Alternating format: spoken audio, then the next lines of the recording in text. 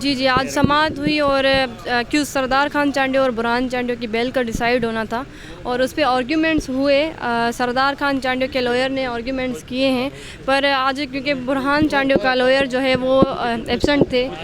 पिछली 3-4 हेयरिंग से उनकी वजह से ये एडजर्न हो रहा है और उनकी वजह से चाहे कितने भी पर्सनल ग्राउंड्स हो, मैं खुद लॉ की स्टूडेंट हूँ, मैं लॉयर साहबान की बहुत ज़्यादा रिस्पेक्ट करती हूँ और मैं जानती हूँ पर्सनल ग्राउंड्स हो सकते हैं, पर ऑनरेबल कोर्ट को ये चीज़ कंसिडर करनी चाहिए कि मैं इंसाफ की खातिर आ रही हूँ। मतलब अगर अक्यूज़ पार्टी की तरफ से डिले हो रहा है, उनके एक लॉयर साहब नहीं आ रहे, तो उनके पास अपॉर्चुनिटी है, उनके पास ऑप्शंस हैं कि वो दूसरे लॉयर को लेके आएँ,